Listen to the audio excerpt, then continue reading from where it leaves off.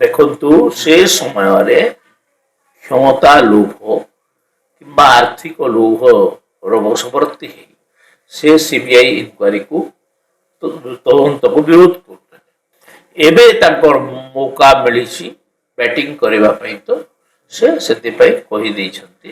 ଆଉ ସେ ଯଦି ପ୍ରକୃତରେ ସିବିଆଇ ତଦନ୍ତ ଚାହୁଁଛନ୍ତି, ଗୋଟେ ରିଟିନ୍ ଆକାରରେ ସୂର୍ଯ୍ୟୋଦୟ ବିଷୟରେ ନବ ଦାସଙ୍କ ବିଷୟରେ ଲିଖିତ ଅଭିଯୋଗ ଆଣନ୍ତୁ, ନିଶ୍ଚିତ ଭାବରେ ସିବିଆଇ ତଦନ୍ତ ହେବ।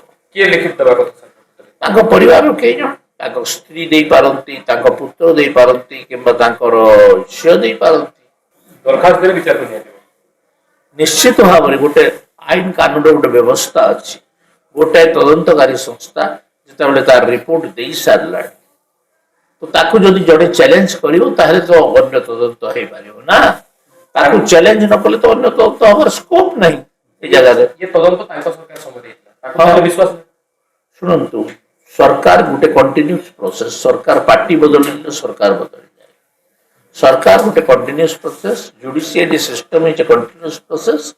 ତୁମେ ଯଦି ଏଇ ତଦନ୍ତରେ ଡିସାଟିସ୍ଫାଏ हो, ତାହେଲେ ତୁମେ ସରକାରକୁ କିମ୍ବା କୋର୍ଟକୁ ଆବେଦନ କରିବାକୁ ପଡ଼ିବ ଯେ ମୁଁ ଏଇ ତଦନ୍ତରେ ସନ୍ତୁଷ୍ଟ ନୁହେଁ।